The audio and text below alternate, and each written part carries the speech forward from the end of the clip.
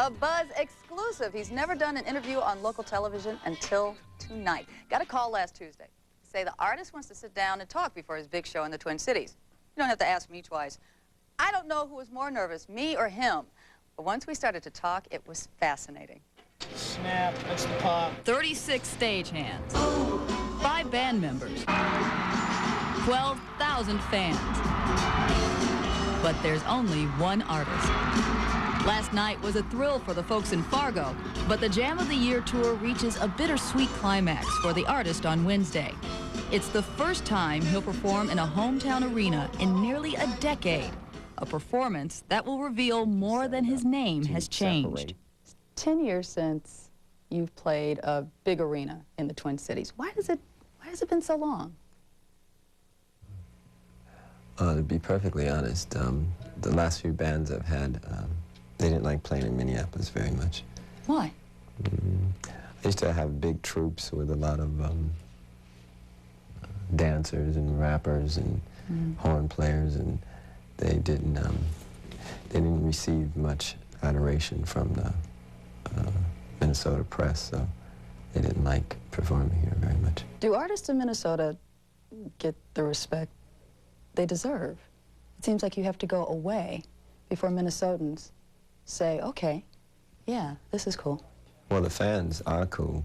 The crowds that come out to see us basically all act as foolish as we do, so to speak.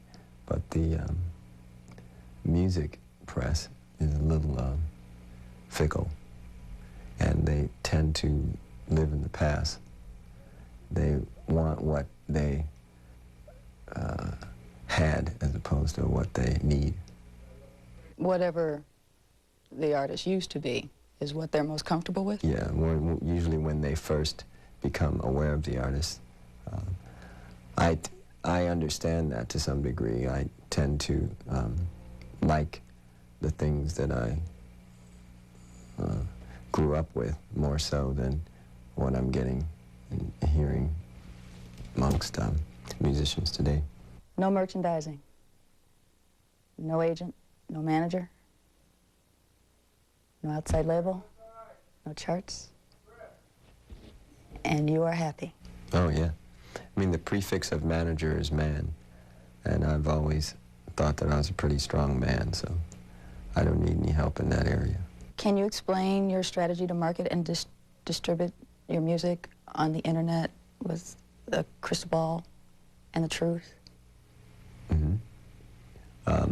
What we've done is created a database, and just by talking with people who come to the concerts and friends that we have on the internet, we've found that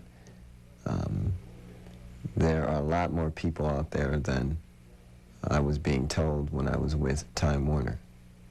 So we found out a way to cut out the middleman and, in fact, take the lion's share of the profit, which allows us to make our studios and our facilities available so other musicians can come in and record free of charge and, in fact, press their own CDs up, like this one, Larry Graham, GCF 2000, and, you know, send it directly to the consumer without paying somebody who wasn't in the recording process or creative process to begin with. There is a way that your fans can talk to you online personally, and that's Ask the Artist? Yes. Well, it's Ask and then my name. The Artist, again, is a name coined by the press and people who don't really want to respect the fact that I've adopted an unpronounceable symbol for a name. You did say that now that you have dropped Prince, that Prince is no more, you're immune. You seem more immune to criticism. I don't go by the name. I've found something very interesting is that if you don't hear someone say your name and then something very critical and mean afterward, it has no effect on you. You know, so if they say the artist this or the artist that, or the artist formerly known as Prince or something like that, I mean, it just bounces right off. I don't even hear it. It doesn't register as anything. But, you know, that doesn't mean to say that that was the reason why I changed my name. It's just one of the other aspects I've learned about growing. I'm going to paraphrase a quote. You said if you could go into a studio every day and produce awe-inspiring music as just a normal, everyday person, you would do it every single day. And that would turn out to be a blessing and a curse. Yeah. And, I'm in studio rehab now. So, a couple more weeks, I think I'll be all right. But recording and playing so much only sometimes poses a health hazard when you don't sleep. We were up till 7 this morning doing lights, and I had lost track of time and went into a jam that lasted about 30 minutes. You know, by then it was 6:30 in the morning, and, you know, everybody's looking at me like I need assistance. I don't see you in 20 years from now during the Dinosaur Tour. Just going out and touring at 60 for, like, 18-year-olds. Is there a point in which you will stop? God willing, I make it to 60, I'll definitely be playing, so you can call me what you want. Grandpa's cool. Yeah, Grandpa's cool, go right on. And Grandpa still whoop that behind. Now, cool things happen when you interview the artist. The folks from the Spectacle Shop in New Brighton stopped by the station. They said they couldn't reach the artist to tell him that his specially made sunglasses are in.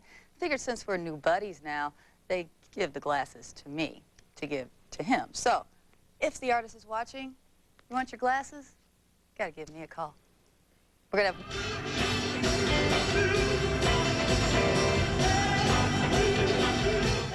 When Larry Graham in Graham Central Station opens for the artist tomorrow night, he will funk up the crowd with some of the old hits like Dance to the Music from his Sly and the Family Stone days, but he'll rock you with the new music from his upcoming album called GCS 2000. Graham collaborated with the artist on the CD and says it's been a blessing to work without deadlines, middlemen, or label executives breathing over his shoulder like the old days.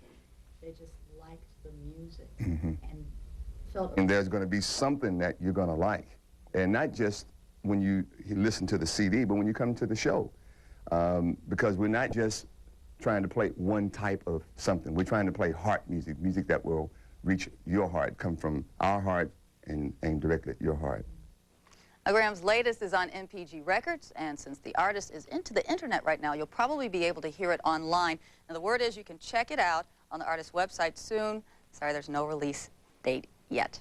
Now, when it comes to winning free tickets for the artist's concert tomorrow night, women had more staying power than the guys did. The contest was based on 2 of the artist's songs, Kiss and Little Red Corvette. Whoever kissed the Corvette the longest won the 2 seats. 20 people puckered up, but Julie Martinez held out for the longest, 3 hours and 54 minutes. She wanted them tickets, didn't she? Now, that's the buzz on the artist. Make sure you stay tuned at 10. We're going to have more with them. And so, what...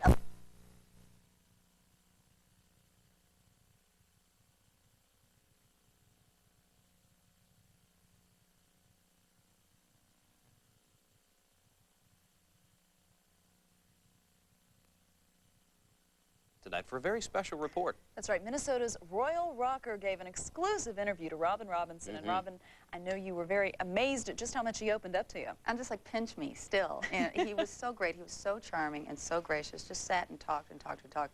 A man who doesn't talk to anybody. And, you know, with the concert coming up, everyone is calling in favors and begging for a ticket to tomorrow's landmark show by the artist. The first time he's played before an arena-sized crowd in 10 years. We got front row seats Monday night. No, better than that. I sat right next to him for an exclusive interview. Now, if you tuned in for part 1 at 9, here's part 2.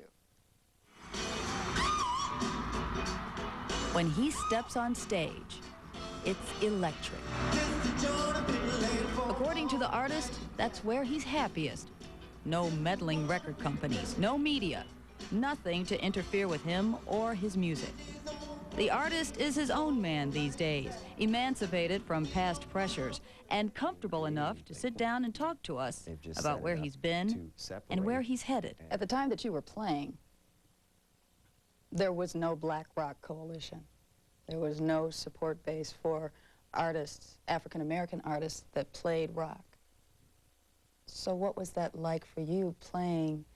And to quote from the line from Purple Rain when Billy says, "No one digs your music but yourself." Did it seem like that sometimes for you? Sometimes, but I've always been the type of person that dance to the beat of my own drum, so I don't let other people define what it is that makes me. Do you think that you made it possible to explore sexuality in a wholesome way at a time when the country during the 80s was becoming very moralistic? Well, to be perfectly honest, I've always just written as it came to me. I didn't sit down and, you know, I don't, I'm not a real social person. You know, I don't hang out a lot. You know, I have my friends, but I don't, so I don't really respond to what society says. So, you know, we don't use words like wholesome or, you know, bad or good, things like that. You know what I mean? Mm-hmm. You know, when you're writing, you don't think of those things. You just try to be the instrument rather than an editor. What is happening with Love for One Another charity? I know it's made over $1 million for donations, and you talked about a clinic and a daycare center and an art school. So where are all those projects now? Well, we just purchased the land for the hospital, and hopefully there'll be educational facilities on the property. It's directly across from Paisley Park. And as you say, we've given away a lot of money, and I found out recently that money is sort of like blood. If you hoard it and keep it all tied up amongst yourself, you sooner or later get sick. So we just try to keep it in circulation. It seems like you have worked hard to grow past a stereotype or perhaps a criticism by music critics that you were eccentric, or that the day of those eccentric artists are over, that you're really working to be more accessible. I don't understand music criticism to begin with. I don't really understand criticism, I don't think. I mean, this couch we're sitting on is, if you don't like it, don't sit on it. But it is, you know. It's a waste of time to criticize this couch.